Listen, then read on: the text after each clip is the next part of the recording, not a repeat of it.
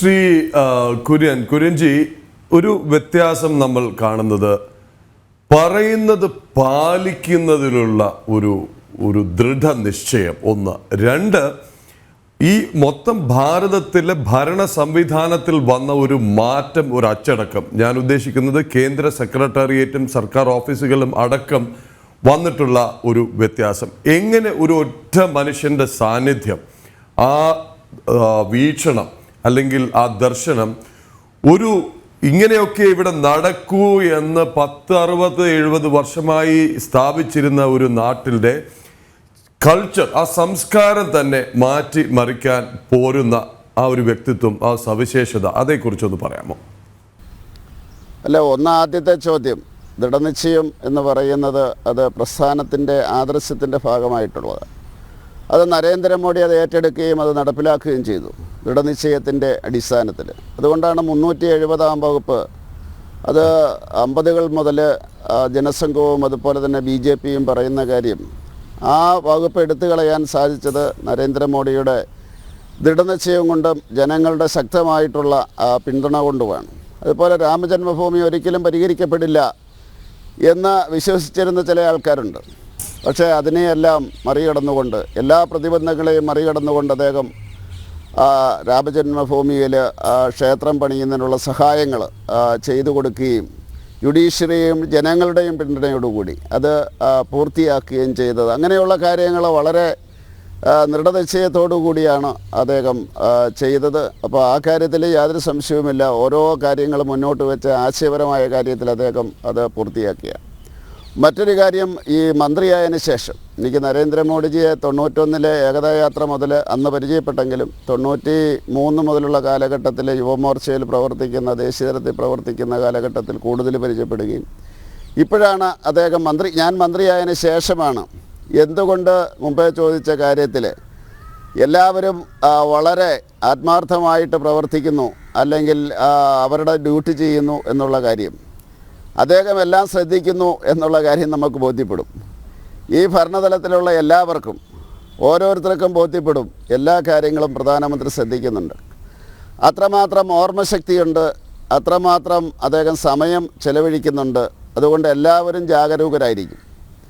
ഓരോ മന്ത്രിമാരും എന്താണ് ചെയ്യുന്നത്, ഏത് രീതിയിലാണ് അവർ പ്രവർത്തിക്കുന്നത്, ഓരോ സെക്രട്ടറിമാരും ഗവൺമെൻറ്റിൻ്റെ IAS തലത്തിലുള്ള സിവിൽ സർവീസ് സെക്രട്ടറിമാർ, ജോയിൻറ്റ് സെക്രട്ടറിമാർ, ഓരോ ഓഫീസേഴ്സിൻ്റെയും പ്രത്യേകത എന്താണ്, അവർക്ക് ഏത് രീതിയിൽ പ്രവർത്തിക്കാൻ സാധിക്കും, അവരുടെ കഴിവെന്താണ്, അവരുടെ കുറവുകൾ എന്താണ് എന്ന് പ്രധാനമന്ത്രി നേരിട്ട് മനസ്സിലാക്കുന്നു എന്ന് ഉള്ള ബോധ്യം വരുന്ന അവസരത്തിൽ സ്വാഭാവികമായിട്ടും അഴിമതി ഇല്ലാതാകും.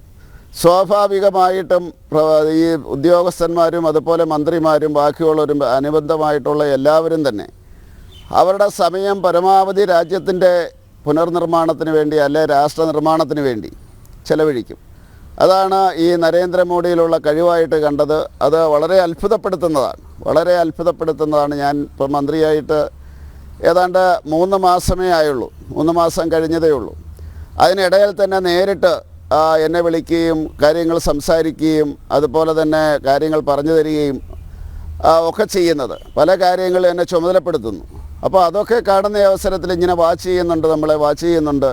അതിനുശേഷം അതിൻ്റെ അടുത്ത കാര്യങ്ങളെപ്പറ്റി സംസാരിക്കുക. പിന്നെ ഒരിക്കൽ കാണുന്ന അവസരത്തിൽ നമ്മൾ ഒരിക്കലും ചിന്തിക്കാത്ത സമയത്ത് പഴയ കാര്യത്തിൻ്റെ ചില പ്രത്യേക അവസ്ഥയെപ്പറ്റി അല്ലെങ്കിൽ പ്രത്യേക നടപടികളെപ്പറ്റി അദ്ദേഹം നമ്മളോട് ചോദിക്കുന്ന അവസരത്തിൽ, അപ്പോൾ അത് നിരന്തരമായിട്ടുള്ള ഒരു പ്രവർത്തനമാണ്, നിരീക്ഷണമാണ് എന്ന് നമുക്ക് മനസ്സിലാവും. അപ്പോൾ അതുകൊണ്ട് തന്നെയാണ് ഈ രാജ്യം വളരെ അച്ചടക്കത്തോടുകൂടി ഉദ്യോഗസ്ഥരായാലും ശരി, ബാക്കിയുള്ളവരായാലും ശരി, എല്ലാവരും പ്രവർത്തിക്കുന്നത് എന്നാണ് ഞാൻ മനസ്സിലാക്കുന്നത്. അത് ഓരോ ദിവസം കഴിയും തോറും അത് നമുക്ക് കൂടുതൽ ബോധ്യപ്പെട്ടുകൊണ്ടിരിക്കുകയാണ്. നമ്മൾ കൂടുതൽ ജാഗരൂകരാകും, കൂടുതൽ കർമ്മനിരതരാകും, കൂടുതൽ സന്തോഷവാന്മാരാകും, ആത്മവിശ്വാസമുണ്ടാകും. ഇതെല്ലാം ഉണ്ടെങ്കിൽ ഒരു സമൂഹത്തിന് തീർച്ചയായിട്ടും വിജയിക്കാൻ സാധിക്കും, ഒരു രാഷ്ട്രത്തിന് വിജയിക്കാൻ സാധിക്കും.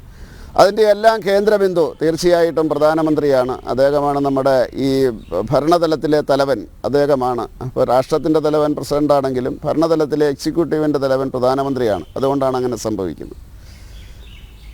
കുര്യൻജി, ഈ ജനമനസ്സ് അറിയുക എന്ന് പറഞ്ഞു കഴിഞ്ഞാൽ ഒരു തുറന്ന ജീപ്പിൽ നിന്ന് കൈവീശലോ അല്ലെങ്കിൽ വലിയൊരു റാലിയിൽ വന്നിട്ട് പ്രകടനപരത കാണിക്കുന്നതിലോ അല്ല. ആ ജനക്കൂട്ടത്തിനിടയിൽ നിൽക്കുന്ന ഓരോ ആളെയും കാണുക, അവരുടെ മനസ്സറിയുക എന്നുള്ളതാണ്. അങ്ങനെ തൊട്ടറിഞ്ഞ് ആ സ്നേഹത്തിൽ പൊട്ടിക്കരഞ്ഞ ധാരാളം പേരെ നമ്മൾ പലയിടങ്ങളിലായി കണ്ടിട്ടുണ്ട്. എങ്ങനെ കാണാൻ കഴിയുന്നു? ഇതൊരു വിചിത്രമായ ചോദ്യമായി അങ്ങേക്ക് തോന്നാം. പക്ഷേ ഒരു വലിയ പദവിയിലിരുന്ന് ഒരു വലിയ വേദിയിൽ നിൽക്കുന്ന ഒരാൾക്ക് ഓരോ ആളെയും അണിനിരക്കുന്ന പതിനായിരങ്ങളിൽ നിന്ന് ഓരോ ആളെയും തിരിച്ചറിയാൻ, അല്ലെങ്കിൽ ഒരു മൂലയ്ക്ക് നിന്നൊരു ചിത്രം ഉയർത്തി കാണിച്ചാൽ ആ ആളെ കണ്ടെത്തി അടുത്തെത്താനായില്ലെങ്കിൽ പോലും ഒന്ന് കമ്മ്യൂണിക്കേറ്റ് ചെയ്യാൻ കഴിയുന്ന ആ ഒരു കഴിവ്, അതങ്ങ് ശ്രദ്ധിച്ചിട്ടുണ്ടോ? എന്താണ് പറയാനുള്ളത്? അല്ല, ഇന്ത്യൻ ജനതയുടെ ഇല്ലായ്മയും ദുഃഖവും അദ്ദേഹം നേരിട്ട് തൊട്ടറിഞ്ഞ ആളാണ്. അതായത് അദ്ദേഹത്തിൻ്റെ വീട്ടിൽ ഇലക്ട്രിസിറ്റി ഇല്ലായിരുന്നു. അപ്പോൾ അത് ഇലക്ട്രിസിറ്റി ഇല്ലാത്ത ഒരു കുട്ടിയുടെ മാനസികാവസ്ഥ എന്താണ് എന്ന് ആരും അദ്ദേഹത്തോട് പറഞ്ഞു കൊടുക്കേണ്ട കാര്യമില്ല. ആവശ്യത്തിന് ഭക്ഷണമില്ലായിരുന്നു, ഒരു നേരമാണ് ഭക്ഷണം കഴിച്ചുകൊണ്ടിരുന്നതെന്ന് അദ്ദേഹം പറഞ്ഞിട്ടുണ്ടായിരുന്നു. അദ്ദേഹത്തിൻ്റെ അമ്മ വെള്ളം ചുമന്നുകൊണ്ട് വരികയായിരുന്നു. അപ്പോൾ ഒരു വീട്ടിൽ വെള്ളം ഇല്ല എങ്കിലുള്ള ബുദ്ധിമുട്ട് അദ്ദേഹം അറിഞ്ഞിട്ടുണ്ട്. ഒരു വസ്ത്രമേ അദ്ദേഹത്തിന് സ്കൂളിൽ പോകുമ്പോഴുണ്ടായിരുന്നുള്ളൂ, ഒരു ഷൂവേ, വെളുത്ത ഷൂവേ ഉണ്ടായിരുന്നുള്ളൂ. അത് സ്കൂളിലെ ചോക്ക് എടുത്തുകൊണ്ട് വന്നാണ് അദ്ദേഹം വെളുപ്പിച്ചുകൊണ്ടിരുന്നത്.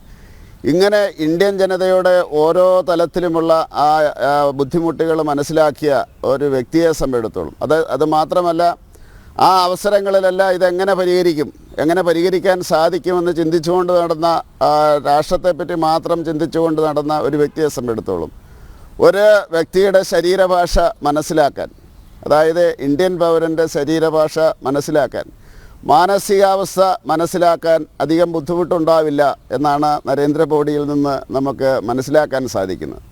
എല്ലാ പദ്ധതികളും പ്രഖ്യാപിക്കുമ്പോൾ അദ്ദേഹം പറയും, എൻ്റെ ചെറുപ്പകാലഘട്ടത്തിൽ ഞാനിത് ആഗ്രഹിച്ചിരുന്നു. അതുതന്നെയായിരുന്നു നമ്മളെല്ലാം ചെറുപ്പകാലഘട്ടത്തിൽ ആഗ്രഹിച്ചത്. ഇന്നും ചെറുപ്പമായിട്ട് കുട്ടികളായിട്ടുള്ള ഒരു ഇല്ലായ്മകൾ അനുഭവിക്കുന്നവരുണ്ട്, അവരും അതാണ് ആഗ്രഹിക്കുന്നത്. അപ്പോൾ അതുകൊണ്ട് തീർച്ചയായിട്ടും എന്താണ് ഈ സമൂഹത്തിൻ്റെ ബോഡി ലാംഗ്വേജ്, എന്താണ് അവരുടെ ചിന്ത, എന്താണ് അവരുടെ ആഗ്രഹം എന്ന് തിരിച്ചറിയാനുള്ള ആ കഴിവ്, അത് ചെറുപ്പം മുതൽ ഈ രാജ്യത്തിന് വേണ്ടിയുള്ള പ്രവർത്തനം, രാഷ്ട്രമെന്നുള്ള ഒരു ചിന്തയിൽ നിന്ന്, ഒരു ആശയത്തിൽ നിന്ന്, വ്യക്തി എന്നുള്ള ഒരു ആശയത്തിൻ്റെ ഭാഗമായിട്ട് അദ്ദേഹം ചിന്തിക്കുന്ന അവസരത്തിൽ അദ്ദേഹം ആർജിച്ചെടുത്തതാണ്.